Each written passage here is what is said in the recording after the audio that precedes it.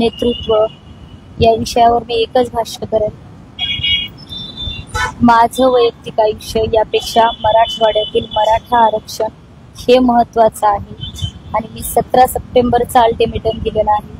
त्यामुळे 17 सप्टेंबर पर्यंत मी मराठवाड्याला न्याय मिळवून दिल्याशिवाय मागे हटणार नाही. तोपर्यंत सर्वांनी मला साथ द्यावी. गेल्या 13 दिवसापासून आमचं जे आमरण उपोषण चालू आहे ते मराठवाड्यातील मराठा समाजाला हैदराबाद गॅझेटेर लागू करण्यात यावे. त्याचबरोबर EWS जे आरक्षण होतं ते पूर्ववत लागू करण्यात यावे. शेतकरी, कामगार, मजूर यांची जी मुलं आहेत त्यांचं शिक्षण मोफत करण्यात यावे. त्या मागण्यांबाबत चालू असताना काल आमचं शिष्टमंडळ मुख्यमंत्र्यांना भेटायला गेलेलं होतं. मुख्यमंत्री साहेबांशी त्यांची तब्बल 1 तास मराठवाड्यातील जे प्रवीण नागरे दादा इत्यादी लोक गेलेली होती आणि मराठवाड्यातील मराठा आरक्षणासंदर्भातील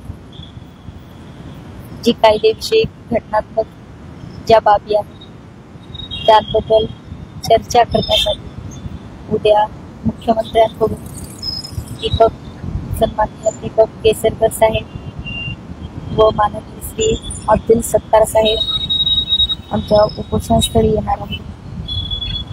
आणि शिष्टमंडळासोबत जी चर्चा झाली याबद्दल सखोल माहिती आमचे प्रवीण दादा तुम्हाला देतीलच.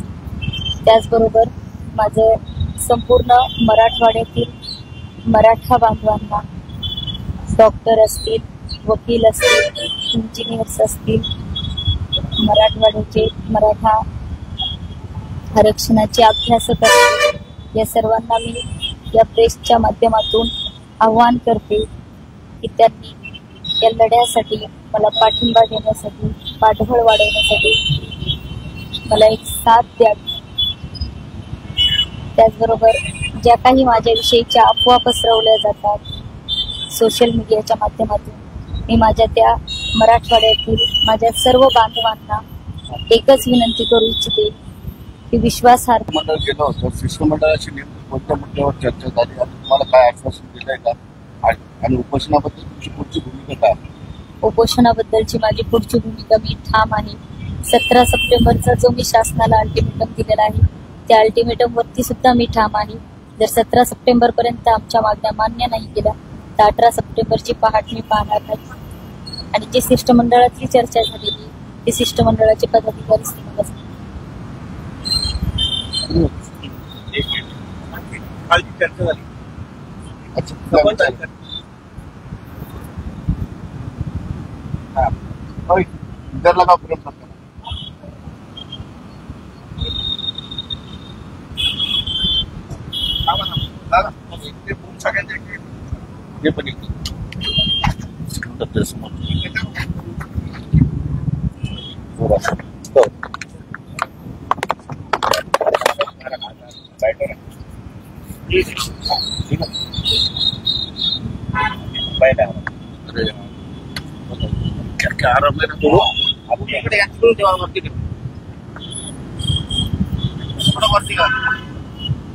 थोडा मोठा काय काहीतरी मोठा घ्या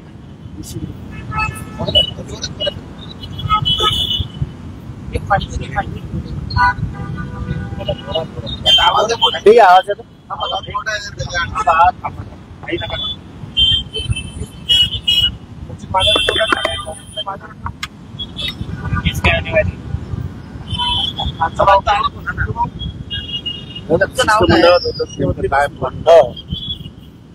नमस्कार, मी प्रवीण नागरे, धर्मवीर छत्रपती संभाजीराजे शौर्य प्रतिष्ठान यांचा प्रवक्ता. काल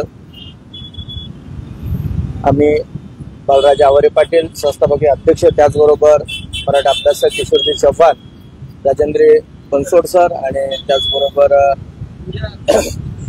दीपकजी शेंबडे सर, प्रदेशाध्यक्ष धर्मवीर छत्रपती संभाजीराजे शौर्य प्रतिष्ठान, त्यांच्या समवेत आम्ही 6 जणांचं शिष्टमंडळ मुख्यमंत्री निवासस्थानी वर्षा येथे सन्माननीय मुख्यमंत्री एकनाथजी शिंदे साहेब, त्याचबरोबर शिक्षण मंत्री दीपक केसरकर साहेब यांच्यासोबत आमचे जे हे मुख्य 3 मागण्या या संदर्भात तिथे सविस्तर अशी चर्चा झाली. या चर्चेत निर्णयापर्यंत पोहोचावा असा कोणताही तिथे निर्णय झाला नाही किंवा लेखी आम्हाला काही आश्वस्त केलं नाही. पण दीपक केसरकर यांच्या नेतृत्वात त्याचबरोबर पालकमंत्री अब्दुल सत्तार साहेब यांच्या समवेत त्यांचं एक शिष्टमंडळ इथे ताई समवेत स्वतः चर्चेसाठी येणार आहे. त्यावेळेस जे काही धोरणात्मक निर्णय असतील किंवा काही घटनात्मक बाबी आहे त्यांची एक न्यायिक विषयावरती जे आहे सविस्तर चर्चा करून ते एक शिष्टमंडळ इथे पाठवणार आहेत. त्यामुळे आमची तिथे एक सहकार या भूमिकांबद्दल या मागण्याबद्दल सकारात्मक आहे असं आम्हाला मुख्यमंत्री एकनाथजी शिंदे साहेब यांनी आश्वस्त केलं. सकारात्मक आंदोलन कशाला नाही, सकारात्मक आहे, पण लेखी बाबतीत काही त्यांनी आश्वस्त केलं नाही किंवा काही जे निर्णय आहेत जसं की आपली जी पहिलीच मागणी हैदराबाद गॅझेट यासाठी ऑलरेडी शिंदे समिती आहे, त्यांच्यासोबत पहिले जे दस्तावेज आहे आणि ती एक न्यायिक प्रक्रिया कुठपर्यंत आली त्या अनुषंगाने ते चर्चा करणार आहेत आणि त्यानंतर काही जे आहेत निर्णय संदर्भात ते इथे येऊन ते भूमिका स्पष्ट करणार. कोणत्या मुद्द्यावर शिष्टमंडळ प्रमुख मुद्दे जे आहेत आपले हैदराबाद गॅझेटियर मराठवाड्यात लागू करण्याबाबत त्यांनी सकारात्मकता दाखवलेली आहे, पण त्याच्या ज्या काही घटनात्मक बाबी आहेत न्यायिक बाबी आहेत त्याच्यावरती त्यांच्या टीमसोबत सक्रिय चर्चा करून सखोल चर्चा करून ते त्यांच्या शिष्टमंडळ इथे पाठवून काहीतरी धोरणात्मक निर्णय घेत आहेत का याच्यात आम्हाला सुद्धा प्रतीक्षाच आहे. त्याचबरोबर मराठवाड्यातील शेतकरी शेतमजूर आणि शेतकऱ्यांच्या कष्टकऱ्यांच्या मुलांचं शिक्षण मोफत करणं या विषयावर सुद्धा सरकार अतिशय सकारात्मक आहे आणि जो ईडब्ल्यूएसचा मुद्दा आहे तर त्या मुद्द्यावरती अजूनही त्यांनी आम्हाला काही स्पष्टता दिली नाही, कारण एसईबीसी चालू असताना ईडब्ल्यूएस विरोधात करणं, पण त्यातही ज्या मुलांचं नुकसान झालेलं आहे ईडब्ल्यूएस मधून त्यांनी फॉर्म भरले होते आणि त्यांना तिथे नोकरीला मुकावं लागलंय, त्या अनुषंगाने काही निर्णय घेता येतं का यासाठी सुद्धा सरकार सकारात्मक त्यांनी तिथे दाखवलेलं आहे. निर्णय झालेला नाही, चर्चा झाली सकारात्मक. बिलकुल बिलकुल बिलकुल निर्णय कधी होईल उद्या जेव्हा शिष्टमंडळ सरकार या ठिकाणी येईल तेव्हा ठरलं जाईल का? बिलकुल, उद्या जे शिष्टमंडळ येणार आहे ते त्या अनुषंगाने त्यांची भूमिकाही स्पष्ट करणार आहे. आता ते निर्णय घेतायत असेल तर स्वागतच आहे, पण जर ते काही उद्या येऊनही आम्हाला जर निर्णय घेत नसेल तर आम्ही आमची जे आहे घोषण तसंच ताई सांगितल्याप्रमाणे 17 सप्टेंबर पूर्ण चालूच ठेवू. काही मसुदा दिलाय का त्यांना किंवा काही दिलाय का? बिलकुल बिलकुल, आम्ही आमच्या ज्या ही आतापर्यंतची जे न्यायिक लढाई होत्या त्याचा पूर्ण जो डाटा आहे सन्माननीय किशोर चव्हाण सर आणि बनसोड सर यांच्या माध्यमातून पूर्ण डाटा आम्ही सरकारला हे केला की जेणेकरून निर्णय घ्यायला त्यांना कोणती अडचण जाऊ नये आणि त्या जे संविधानिक बाबी आहेत ज्या कायद्याला अनुसरून आहेत की मराठवाडा हैदराबाद गॅझेटियर जे लागू झालं तर जवळपास 80% जवळपास सर्वच मराठवाड्यातील जो मराठा बांधव आहे हा ओबीसी अंतर्गत कुलगी प्रमाणपत्र त्यांना मिळू शकतं आणि हैदराबाद गॅझेटियर लागू होऊ शकतं याचे जे काही आधार आहेत त्याचा आधाराच्या अनुषंगाने जो संबंधित डाटा आहे आम्ही सरकारला तो दिला आहे. कच्चा मसुदा घेऊन सरकार उद्या कच्चा मसुदा घेऊन येणार आहे असं आम्हाला त्यांनी अस्वस्थ केलं नाही, पण बऱ्यापैकी त्यांनी असं सांगितलं की जेही धोरणात्मक निर्णय घ्यायला लागतात त्या अनुषंगानं जी ही तयारी आहे ती सगळी करून चर्चा करून त्यांचं शिष्टमंडळ इथे येणार आहे.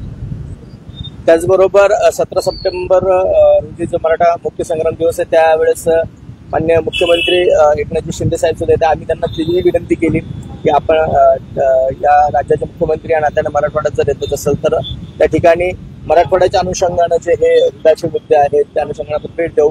त्यावरती त्यांनी बोलण्यास काढलंय. शिष्टमंडळ त्या बाबतीत स्पष्टता आपल्याला देईल. ते आता आम्ही तर लेखी आश्वस्त करण्यासाठीच त्यांना सांगितले, निर्णय घेण्यासाठीच आमचा अप्रोच होता.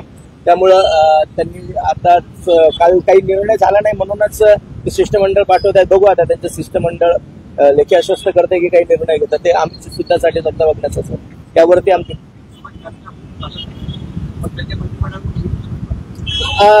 सांगितलं ना की त्यांच्या जे समजा न्यायिक बाबी आहेत त्यातल्या वगैरे त्याची सखोल चर्चा करूनच ते काहीतरी निर्णय घेऊन येतील. प्रश्नात आम्ही अधिक सविस्तर विचारतो. राज्याच्या प्रमुखाला तुम्ही काल भेटलात, बरोबर, ते निर्णय घेऊ शकले नाही. उद्या त्यांच्या शिष्टमंडळामध्ये त्यांच्या खालचे मंत्री इथे येतात, ते कसा निर्णय घेणार? नाही, राज्याच्या प्रमुखांनी जे आहे सकारात्मकता दाखवली आपल्या मागण्यांना, ते निर्णय घेण्यासाठी सक्षम आहे, पण त्यांनी 2 दिवसाचा वेळ मागितलाय तत्वेळी ताईशी संपर्क करण्यासाठी आणि त्यांचं उपोषण सोडवण्यासाठी शिष्टमंडळ ते इथे पाठवत आहेत. आता त्यात ते काही लेखी आश्वस्त करतात.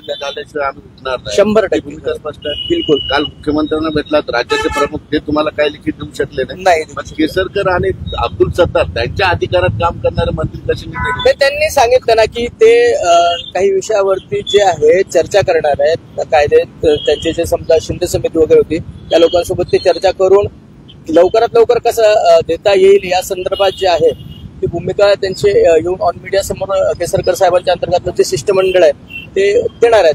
भूमिका स्पष्ट करणार आहे त्यांची आणि लेखी सुद्धा आश्वस्त करू शकतात.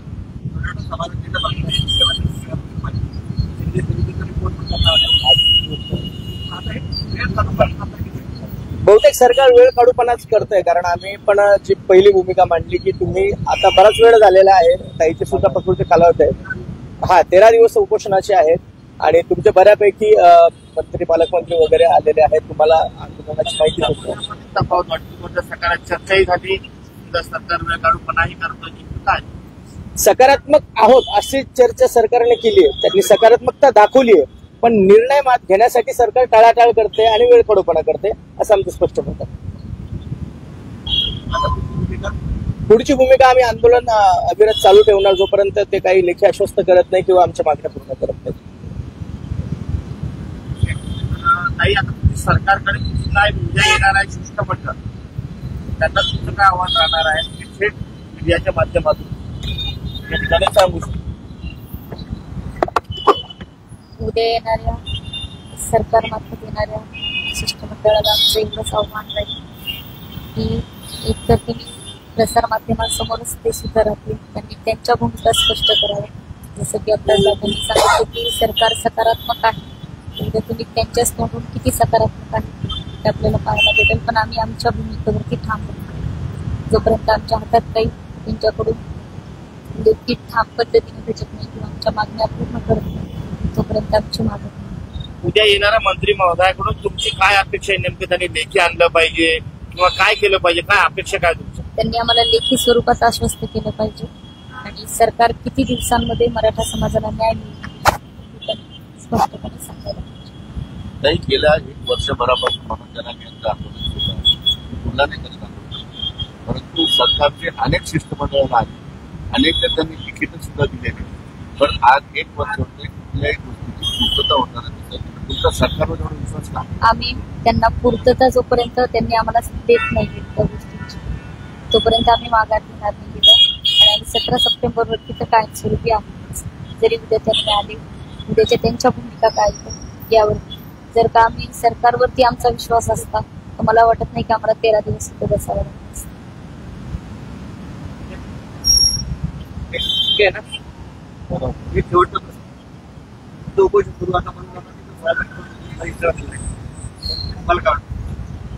नाही, प्रत्येकाला अधिकार आहे आणि ज्यांनी त्यांनी त्याचं उपोषण करावं, हा त्यांचं स्वातंत्र्य राहिलं.